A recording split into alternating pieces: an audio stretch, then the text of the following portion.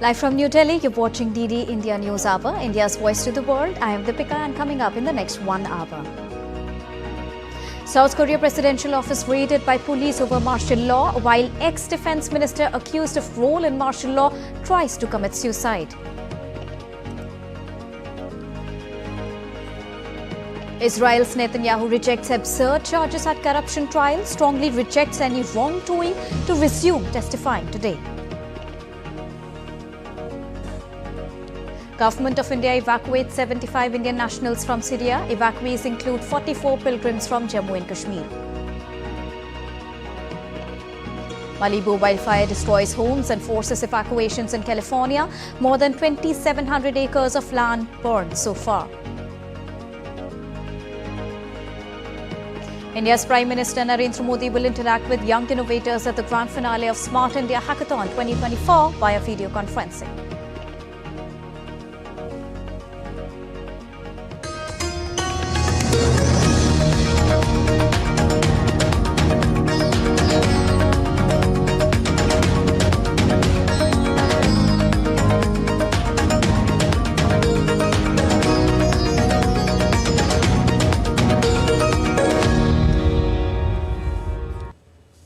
A very good morning to all our viewers watching DD India News Hour. And now to begin with the latest update from South Korea. Well, the presidential office on Wednesday were raided by the police officers, followed by an investigation into his declaration of martial law that gathered pace. The special investigation team has conducted a raid on the presidential office, the National Police Agency, the Seoul Metropolitan Police Agency, and the National Assembly Security Service. Yoon is the subject of criminal investigation on insurrection charges over his short-lived imposition of martial law, but he's not been arrested or questioned by the authorities. Yoon is already under a travel ban.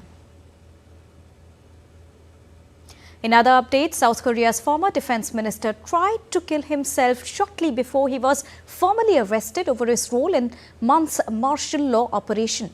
Now, Defence Minister Kim Yong-kyun resigned last Thursday and was formally arrested on Tuesday based on the charges including engaging in critical duties during an insurrection and abuse of authority to obstruct the exercise of rights.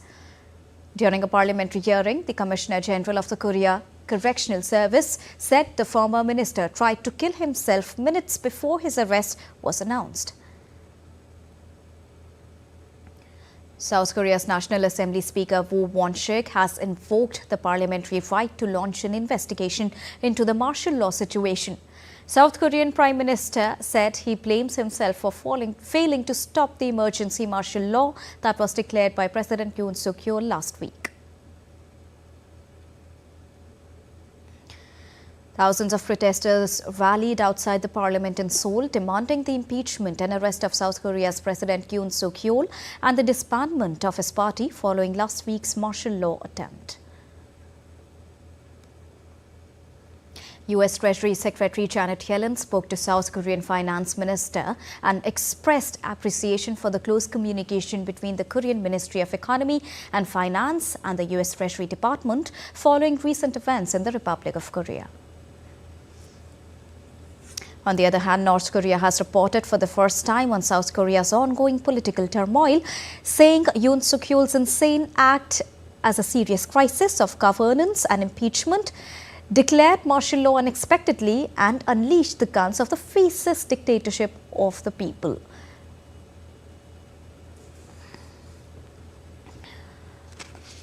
And Amritpal Singh joins us on phone line. Good morning, Amrit. Now, chaos continues after it all began with 6 hours of martial law in South Korea.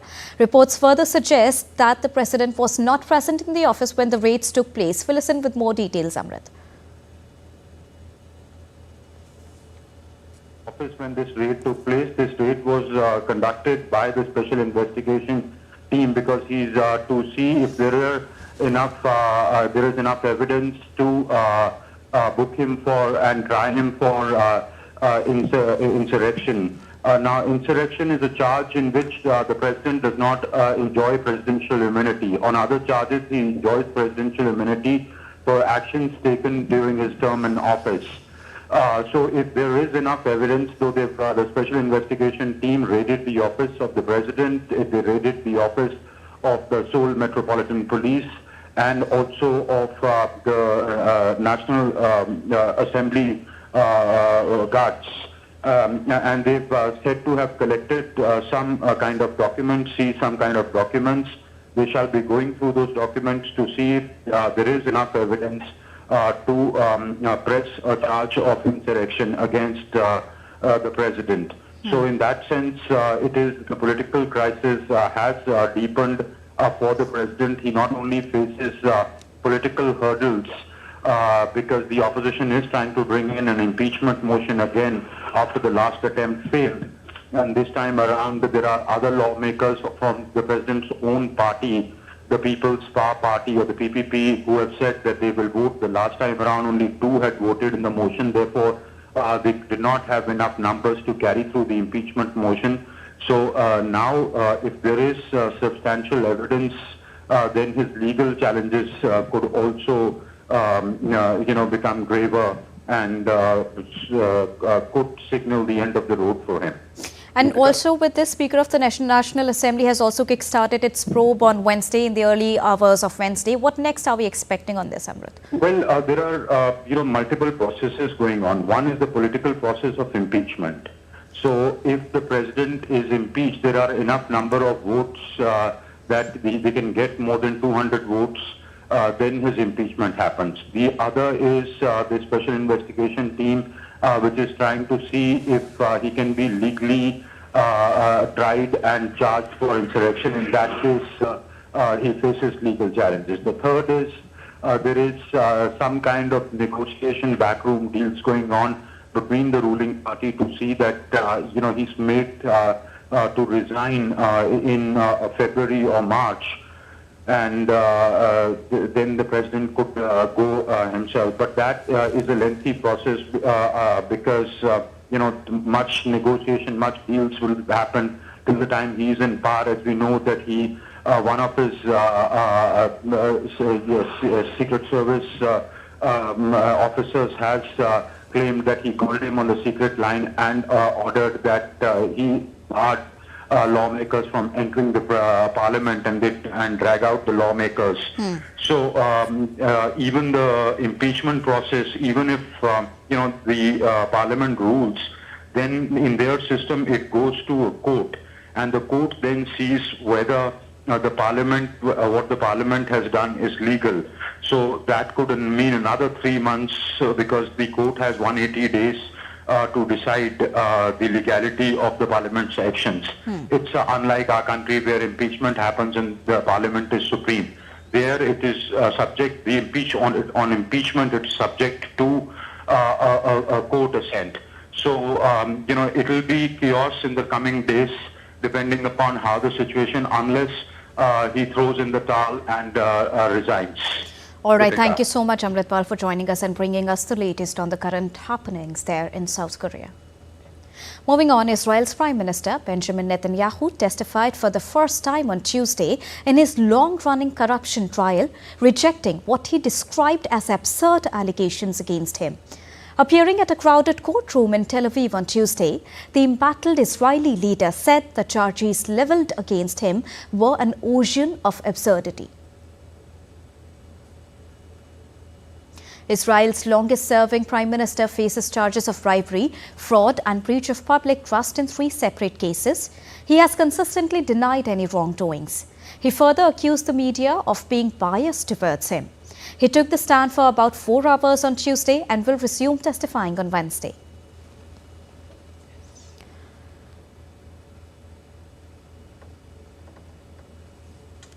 Now, the United Nations General Assembly will today vote on a draft resolution that seeks an immediate ceasefire in Gaza, a symbolic gesture after the US previously vetoed a similar action in the UNSC. In addition to calling for an immediate, unconditional and permanent ceasefire, the draft resolution seeks immediate and unconditional release of all hostages and accommodation of the United States and other staunch allies of Israel. The resolution, which is non-binding, also demands immediate access to widespread humanitarian aid for the citizens of Gaza, who have been subjected to more than a year of war with Israel, especially in the besieged north of the territory. Israel, meanwhile, has denounced the draft resolution ahead of the vote. A second draft resolution up for a vote on Wednesday will call on Israel to respect the mandate of UNRWA and allow it to continue its safe and unhindered humanitarian assistance operations after Israel voted to ban it. The ban, which is due to take effect on the 28th of January, sparked global condemnation, including from key Israeli backer, which is the United States. Updates from Syria now. The new interim leader took charge as caretaker prime minister with the backing of the former rebels. The appointment comes after al-Bashir met with the members of al-Assad's government. The meeting was held under the headline of transferring the files and institutions to caretake the government. In a brief address on state television, Mohammed al-Bashir said he would lead the interim authority until the 1st of March. Bashir, in his first interview to Qatar's Al Jazeera television, said it was time for stability and calm in the country.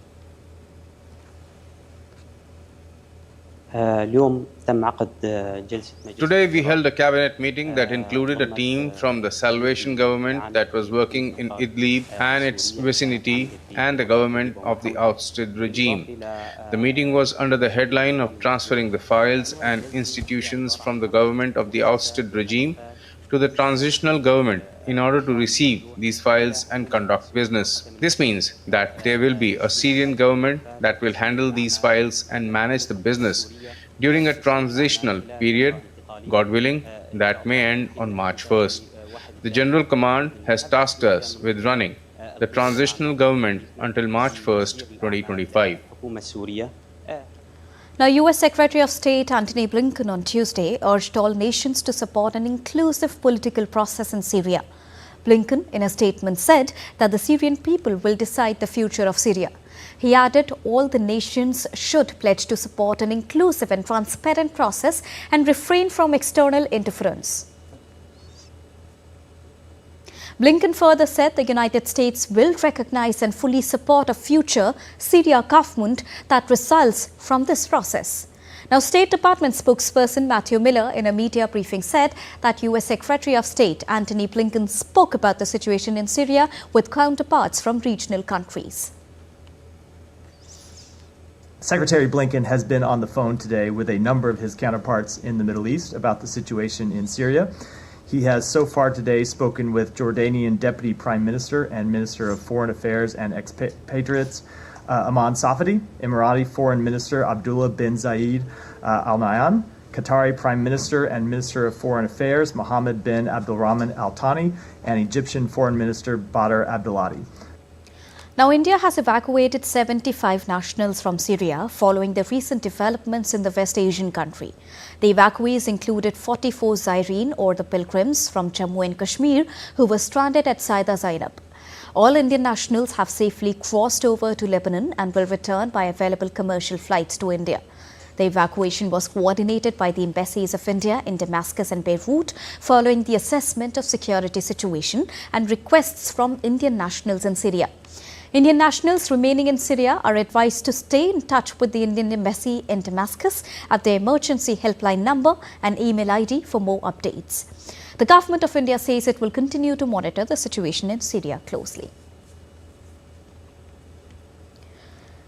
Time to take a short break, but still to come on DD India News Hour. Prosecutors suggest powering Trump prison sentence in hush money case, accepts pausing the case while he is the president. 53 Chinese military aircraft and 19 ships detected near Taiwan waters in its biggest maritime mobilization in years.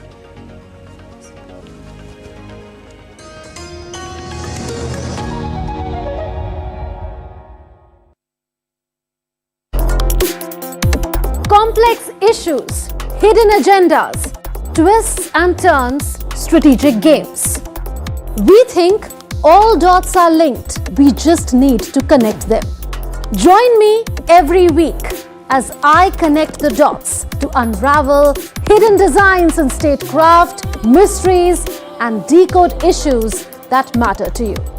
Watch Connecting the Dots with me at these times on DD India.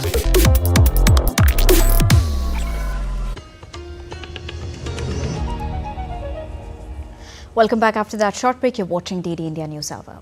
Now shifting focus to Ukraine, where a drone hit and severely damaged an official vehicle of the International Atomic Energy Agency on the road to Russian-held Zaporizhzhia nuclear power plant on Tuesday. IAEA Chief Rafael Grossi condemned this as an unacceptable attack on agency staff working to prevent a nuclear accident during the military conflict. He further added that there were no casualties and the teams are safe. As Director General of the IAEA, I condemn in the most firm terms this attack on the IAEA staff. We call once again, as we have done it before, for the utmost restraint. I have said in the past that attacking a nuclear power plant is a no-go. Attacking those who care for the nuclear safety and security of these plants is even more unacceptable. Now, Ukrainian President Volodymyr Zelensky said the strike was a deliberate Russian attack that showed Moscow had total disregard for international law, global institutions and safety. He added that the Russians could not have been unaware of their target. They knew exactly what they were doing and acted deliberately. He thus called for a clear and decisive response from the IAEA and other international bodies. Meanwhile, Russian missile killed at least 4 people in the southeastern city of Zaporizhzhia. Russia regularly carries out airstrikes on Zaporizhzhia and the surrounding region. And now let's go live across to the Global Economic Policy Forum, where Finance Minister is speaking. Largely for the Global South to meet, to exchange ideas, and to see how the global economy can be an effective instrument of bettering people and their lives. So let me start with thanking CII Sanjeev Puri, Dinesh, Chandrajit Banerjee, and today on the dais is the Finance Secretary Tuhin Pandey. But very importantly, I'd like to extend on behalf of CII and on behalf of Government of India a warmest welcome to our very gracious ministers, His Excellency Minister Dorji from Bhutan and His Excellency Minister Musa Zamir from Maldives. We are grateful that you found time to participate and come and share your thoughts with us in this forum. And I look at this event as one of the major, I think I've said this earlier once before, this is a major platform through which the voice of the industry, voice of commerce, voice of concern from domain experts which come through is heard, and we greatly rely on the inputs that I get from here. So thank you for continuing with it for the second time, and I wish that this event becomes a major platform for hearing the concerns on economy from the Global South, and also has in the audience and as participants eminent representatives from the developed economies, because the world can no longer be divided in these kind of very comfortable zones of globally advanced and globally not so advanced, or then looking at factors of production which are under severe stress. So today, let me start by appreciating the CII for taking up a topic, I think, which is just the relevant one for today, the decadal priorities for global economy. We may be talking about it in different fora and with different emphasis given, but today, when we talk together, each one of us from our own perspective, we understand what the world needs to do immediately.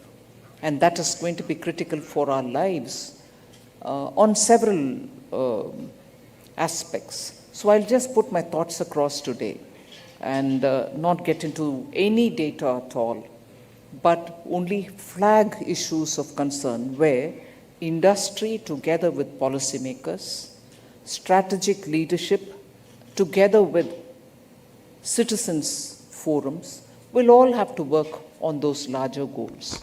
Otherwise, the decade would be frittered away. We can't even restore or claw back where we were before the COVID. But what we need to do is not just go back to where we were before COVID, but claw back more so that we are able to enter into this century with a lot more. We are already into it, 2 decades have passed, but enter into the middle of the century with a lot more strength. So broadly, I would think, first of all, the attempt both of industry and governments everywhere should be to restore some global calm, restore some normalcy. Nowhere can there be enough justifiable reason for skirmishes or war. So the first effort, I think the global priority for this decade should be restore normalcy. Talk, sit and discuss. War should be avoided. Disruption should be avoided. They are the main cause for supply chain disruptions. They are the main cause for disruptions in food value chains. And also, when you look at it, inflation globally is a big challenge. But inflation, as you know, doesn't respect borders. Inflation is so contagious that nowhere is any country's effort today is completely successful because beyond its powers are inflation forces which come in. And therefore, the primary cause, I would think, is the disruption, the skirmish, the war, and as a result, world is facing a challenge which is reflected in very many ways in our economies. So I would think it's incumbent upon all of us, industry, government, policymakers, citizens and citizens forum, to tirelessly try to have some normalcy.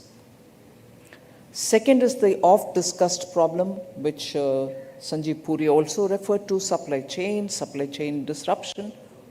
The world tasted success of spreading supply chains on the principles of efficiency rules, scale rules, so Adam Smith rules, and therefore we located such production centers or hubs where it was economically making sense.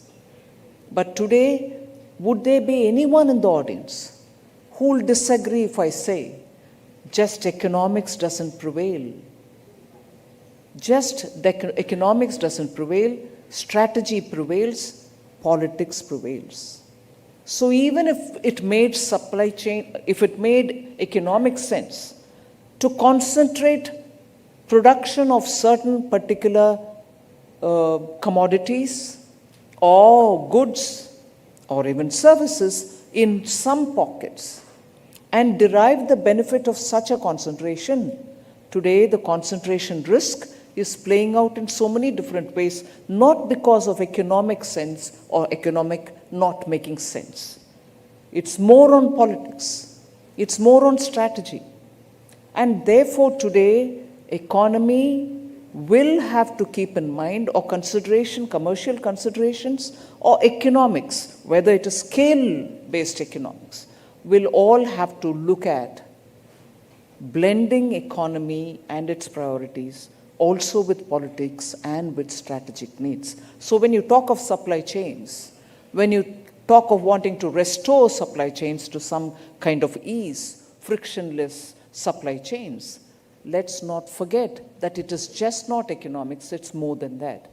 What is all that we are talking about when we want to de-risk ourselves, when we want to remove from certain concentrations +1, +2? What are these theories? They didn't emerge out of inefficiency of economics. They emerged out of economy being influenced, economic principles being influenced by political principles. And therefore, I think somewhere we have to inbuild in our own decision-making just not economic sense, but also political and strategic sense. Supply chains will have to be restored, but you would reset it, you would realign it, you would make sure that they are spread so much that no political or geopolitical or strategic risks will threaten our well-being. And why do I say well-being here suddenly? It's because unless economies lift themselves and lift their people from such morays that we see, particularly in the global south, we cannot speak of any right, human rights or anything emerge out of economic well-being. And only then the other political rights and other things fall in place. If basic needs are not met of human beings, we are not in a position to speak, or we do not have a right to speak about political and other rights. So I think supply chains, lessons that we've learned in the last few years, in the last decade, should tell us that we have to now realign ourselves. Industry will have to realign itself, not just on economic principles. Third is the climate change, again something which Sanjeev Puri rightly spoke about. Climate is becoming a big issue, and here it is not just who's getting affected worse by one or the other. I think climate change has hit all of us in very many different ways. But what are more than the climate challenge itself, is the challenge of finding resources to meet those challenges. A lot of discussions happen, a lot of promises are made on the table, but nothing is realized as much as was spoken. So climate change is something for all of us to commit ourselves, like the intensity with which we commit for removal of poverty.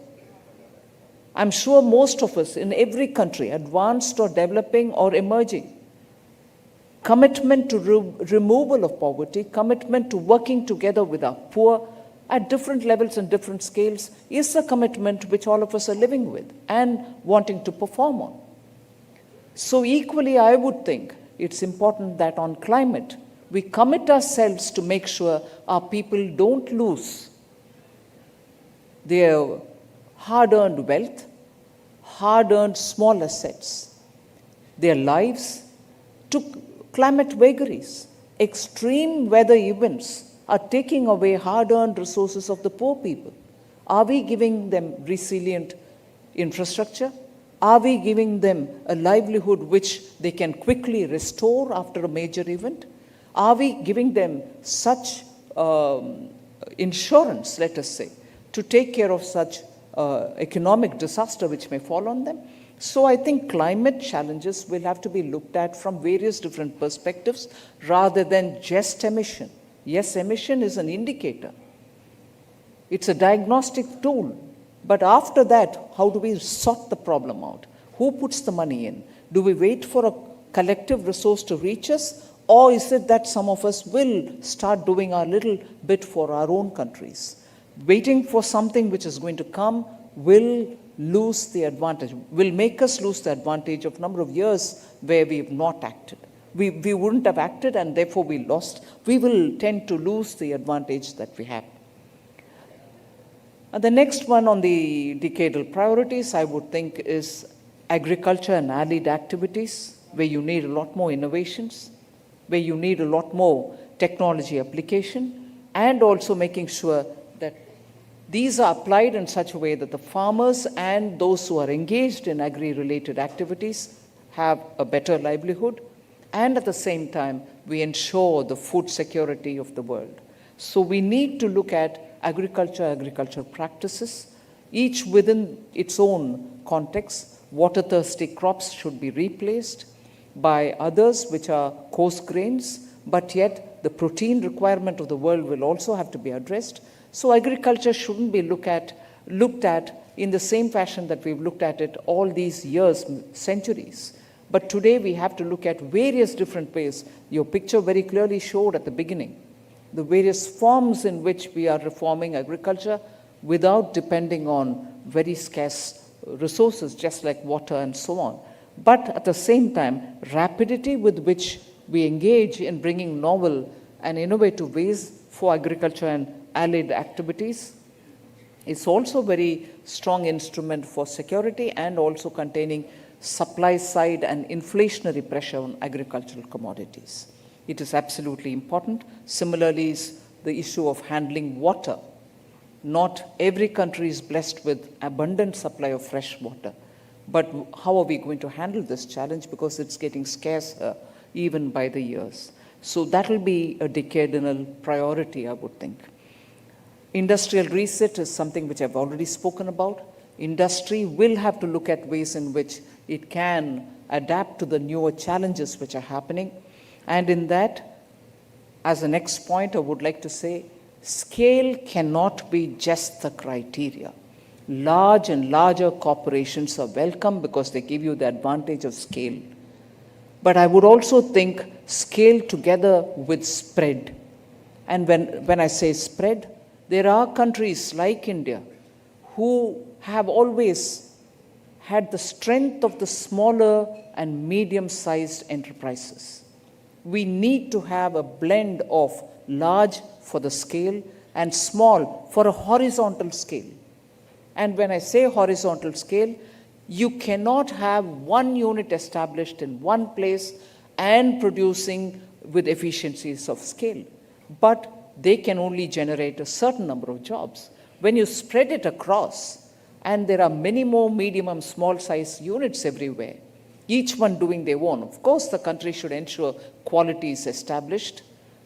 Many other efficiencies which come with technology are also brought into them.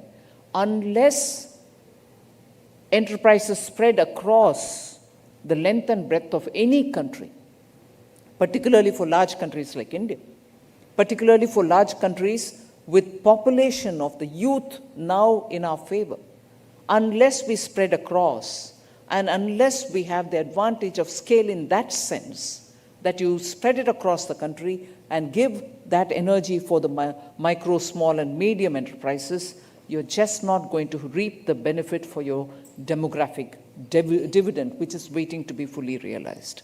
So I would suggest for the decadal priority, industry should work together with small and medium units to see how they can be supportive of the large unit equally as much as they supporting job creation. So today the problem is not economic success, which is just production, but it is also economic success, which can spread benefits for those who are waiting for jobs and wages. So that, I would think, will be facilitated, will be made easy through technology. Sanjeev Puri, again, referring to him again, spoke about how India's DPI, digital payment interface, India's technology-driven ONDC, the Open Network for Digital Commerce, and India's technology stack for agriculture have all brought in at one go the advantage to democratize access. Farmers are able to today access global markets. You're able to give them the advantage of technology, which instantly gives them the benefit of information about the soil condition, about the intensity of crop output, about how a weather situation can affect him or how he can prevent damage. So that agri-stack, which is, I'm sure, going to be the next big thing that you hear from India. You heard about the digital payment interface. The agri-stack is the next big thing from India, technology-driven, which is going to take care of agriculture and allied activities. So the same technology bridge is what I would strongly suggest as a facilitator for scaling up in largeness and scaling across, which will share the benefit for all the youth who are located in different areas but who do not have access to resources or to opportunities. So technology it is going to be. And similarly, when I talked about access and opportunities for the youth, it is that technology, the digital learning instruments that you can bring in. India's brought in digital university, we're trying to give extension training for youth in different far-flung areas through technology. Industry today, I'll call upon you. You should work together, not just with the Indian government, but with governments across the world. If you are looking for trained and skilled manpower at various levels that you may need them, unless you are going to work with the governments to have them be trained in such skill sets which you require, it is going to be difficult for industry to say, I need manpower, but I don't get the right kind. You can't sit and ask somebody to provide that for you. I would strongly call upon industry to work together on a priority to ensure use the technology, use digital instruments to make sure youth who get out of universities are trained in such a fashion that they are available for you when you want the manpower. So I would think that should be a decadal priority for industry as much for governments. And the final point that I would like to put as a point of priority for the decade, as much for you, more for the government, is debt and financial security. Intergenerational debt is mounting on countries. Responsible economies, and I speak for the industry and for government, responsible economies can't be run with borrowings so large that the next generation and generation after that already knows what it is liable to repay. That after all will have to be passed through as taxation. You're not going to be able to generate that resource to pay back the debt that you've taken. So I would think it is absolutely important for governments and for industry to work together to say how best debt can be managed at the national, and I hate using this word, but I would say at the subnational level. I mean the federal and the provincial level. It is important for us to manage our debt. COVID brought us to such a situation where, well, whether you liked it or not, you had to borrow. And I'm not saying that we remained outside of borrowing. We also borrowed. But we are super conscious about the fact that we cannot burden our forthcoming generations with debt that is not sustainable. Yes, debt is required. But we need to be, in this coming decade, I think the priority should be to manage your finances and borrow, yes, borrow for building assets, borrow for managing better, but it cannot be such borrowing that you leave the next coming generations worried about how they can service it. And financial security is something also which is important, and I'm sure you recognize how nations today are worried, and multilateral development institutions are not yet ready to cope with the modern requirements, post-COVID requirements of countries, particularly in managing their financial situation. India, during its G20 presidency, made sure that we gave a recommendation with the international expert group that we constituted for the reform of multilateral financial institutions, because they should rise timely to help countries that need that kind of a finance and also assistance in time. Otherwise, economies are going to be severely challenged. So without taking more of your time, thank you very much for giving me this opportunity. I've just shared some thoughts, but these are, I suppose, going to be very important for the coming decade. Thank you very much.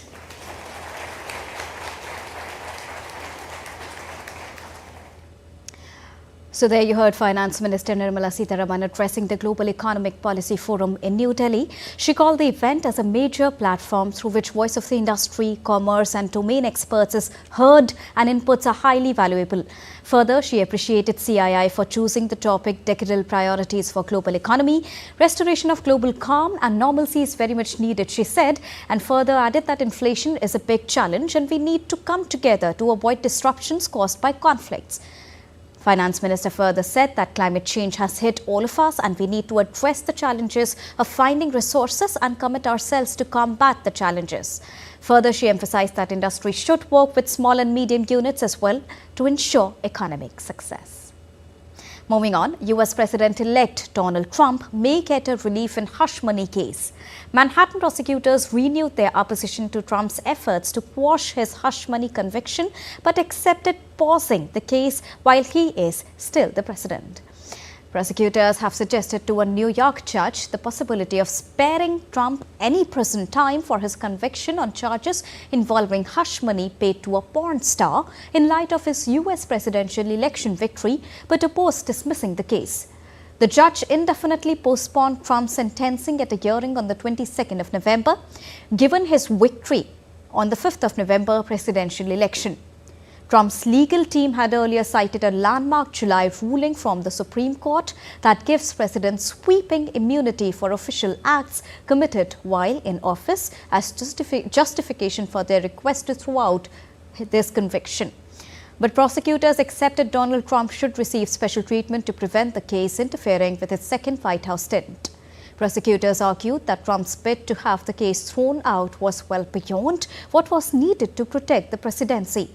The judge will now have to decide whether to throw out the case entirely or to suspend any legal consequences until after the end of Trump's upcoming term in the office that will begin on the 20th of January. Now, as Beijing holds its biggest maritime mobilization in years, Taiwan said that it had detected 53 Chinese military aircraft and 19 ships near the island in the past 24 hours. The aircraft and the vessels that included 11 warships were detected in Taiwan's airspace and waters in the 24 hours. Now, that was the highest number of aircraft detected in a single day since a record 153 was reported on the 15th of October after China staged large-scale military drills in response to Lai's speech days earlier. There has been intense speculation about the possibility of China launching military exercises in response to Taiwanese President Lai Ching-te's visit to the United States last week.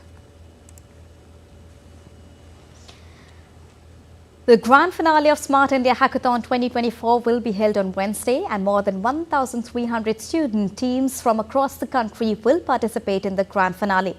Prime Minister Narendra Modi will interact with the participants. Aditya Srivastav reports from Bhopal. Take a look. The 7th edition of Smart India Hackathon will begin simultaneously at 51 nodal centers across the country on Wednesday. The software version will run non-stop for 36 hours, while the hardware version will continue from 11th to 15th December. Like previous editions, student teams will work on problem statements given by ministries or departments or industries and present their ideas in the student innovation category against any of the 17 themes related to areas of national importance. These sectors are healthcare, supply chain and logistics, smart technology, heritage and culture, sustainability, education and skill development, water, agriculture and food, emerging technologies, and disaster management. We are working on the problem statement which is given by Ministry of Agriculture. So our project is basically for the farmers, for the welfare and well-being of farmers. My entire team is very much excited. We are engineering students, we are the youth of the nation, so we should know about what is going in our country and we have to make it more developed and better. Some of the interesting problem statements include enhancing images of dark regions on the moon presented by ISRO, developing a real-time Ganga water quality monitoring system using AI, satellite data, IoT and dynamic models, presented by the Jal Shakti Ministry, and developing smart yoga mat integrated with AI, submitted by the Ministry of Ayush. This year in the hardware edition, we have over 17 teams who will be coming here from around 8 states like Gujarat, Maharashtra, Delhi, NCR, etc. And they will be solving problems by various ministries. Our Honorable Prime Minister Shri Narendra Modi ji will be addressing the students live virtually. It is worth noting that Smart India Hackathon is an initiative that encourages students and professionals to develop innovative solutions to real-world problems through technology and digital tools. Youth of the nation is also interested, is also dedicated for the developed India. So the government of India is also trying to enhance their caliber. With camera person Chandramohan, Aditya Srivastav, DD India, Bhopal. Now, India's Minister for Science and Technology, Dr. Jitendra Singh, on Wednesday held a press conference on achievements of all science ministries, praising India's achievement in the field of space technology. He reiterated India's credentials as a leading space explorer nation, recounting that it remains the only nation in the world to successfully land a spacecraft on the moon's south pole. Today we have reached the south pole of the moon before anybody else. So that's the kind of quantum jump. So that was Chandrayaan 3, which was launched on 14th July 2023 and landed on the August 23. Then we have Aditya and the Provo 3, which was launched just a few days back. We are now out to discover the mysteries of the sun, and Provo 3 is particularly dedicated to Corona, the outermost atmosphere of sun, which is quite exciting and also quite mysterious. We in these years only we have earned a world record of 104 satellites being set up in one go, and you will be excited to know that the space economy has been on the ascent. It's now becoming an important part of the overall economy of India, and I'm sure when we talk of 2047 India Viksit Bharat. Time to take a short break, but still to come on DD India News Hour. Retired IAS officer Sanjay Malhotra will assume charge as the 26th governor of the Reserve Bank of India on Wednesday. India's D. Gukesh in action as World Chess Championship to restart after rest day. And the New York City streets are a sight to behold. Why? Stay with us to know more.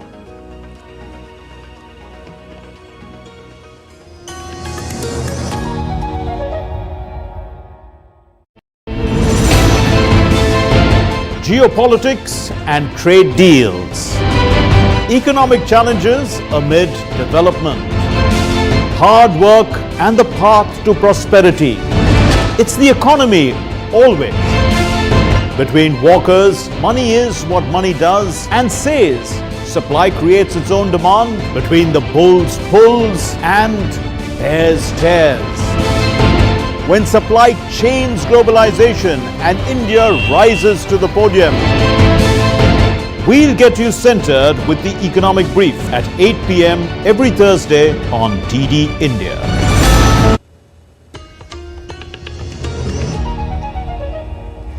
Welcome back after that short break. You're watching DD India News Hour. Now it's time to get you all the latest from the world of business.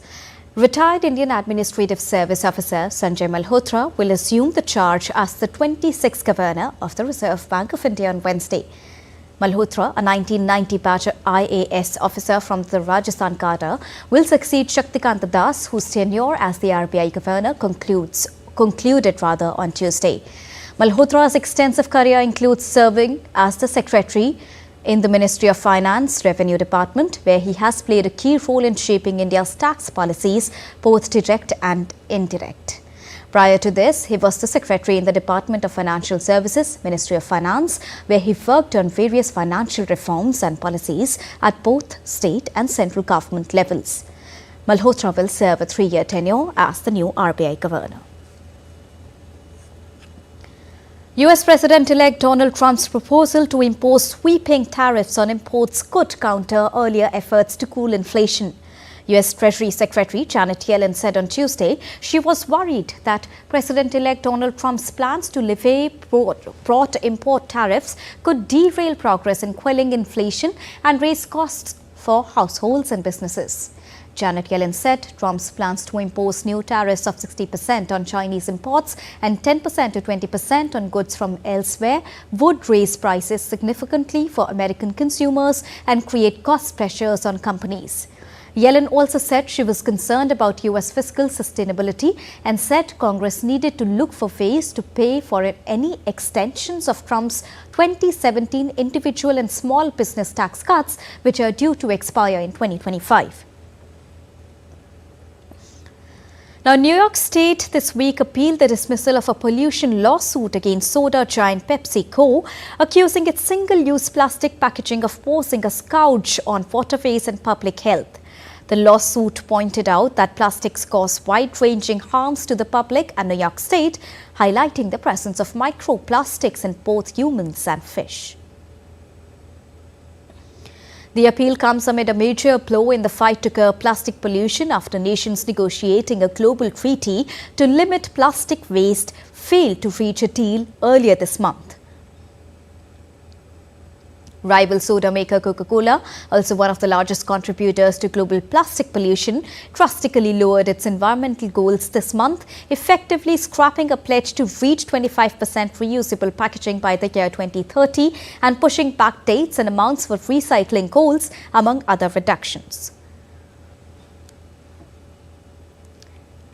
You're watching DD India News Hour, and now it's time to get you all the latest from the world of sports, to begin with chess. The World Chess Championship between Indian teenage challenger T. Gukesh and China's Ding Liren will restart on Wednesday after its final rest day.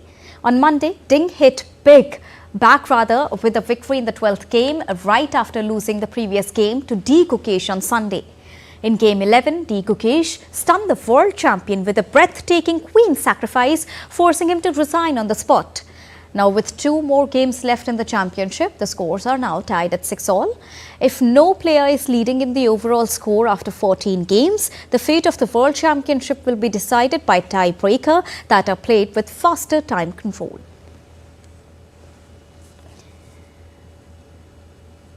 In soccer, Real Madrid got their Champions League title defence back and running on Tuesday after coming through a tough battle to win 3-2 at Atalanta. Kylian Mbappe, Vinicius Jr. and Jude Bellingham scored for Real to triumph in Bergamo and move up to 18th spot. Real moved 3 points from the top 8 positions, which give direct qualification for the last 16, with 2 matches remaining in their league phase. During the match, Mbappe was taken off the field in the 35th minute after he looked to sustain an injury, and Rodrigo was brought in his place. On the other hand, Paris Saint-Germain kept their Champions League hopes alive with a 3-0 victory against Salzburg in Austria on Tuesday. The victory gave the French team a much-needed boost in their struggling campaign. Goals from Gonzalo Ramos, Nuno Mendes and Desire secured the victory for Luis Enrique's side. Now, this was PSG's first Champions League victory since their 1-0 victory against Girona in the month of September. The 3 goals also doubled PSG's total goals in the competition so far, helping them recover from recent losses to Atletico Madrid and Bayern Munich. In swimming, Canadian athlete Summer McIntosh set a new world record in the 400-meter freestyle on the opening of the 25-meter swimming World Championships in Hungary. In a first major meet since Paris, McIntosh won the 400-meter freestyle final with a record time of 3 minutes 50.25 seconds, breaking the previous record by 1.05 seconds. The 18-year-old also earned the Northern Star Award as Canada's top athlete of 2024, a year after becoming the first athlete from her country to win 3 gold medals at single Olympic edition. Surfaces ahead, she does all of her damage underwater and so powerful there. Just a little long onto the turn. She's ahead of Perkins and Gill. We'll see if what Walsh can do underwater. Moving on, New York City streets have once again transformed into a winter wonderland, delighted residents and visitors alike. The Rockefeller Center Christmas tree was officially lit recently, drawing crowds eager to witness the iconic dazzling tree. Sourced from West Rockbridge, Massachusetts, this marks the first tree from the state since 1959.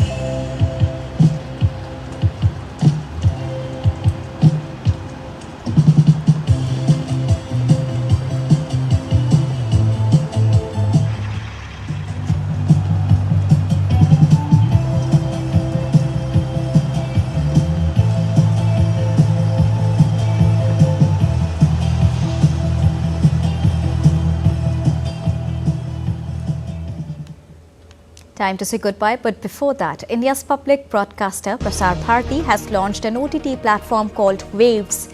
Waves offers a complete infotainment ecosystem to digital media and OTT audiences. If you want great content for free, then download Waves right now. And that's all for this edition of DD India News Hour. We'll be back with more news as it breaks here on DD India. I'm Deepika, and from all of us here in New Delhi, thank you so much for watching DD India News Hour. Namaskar.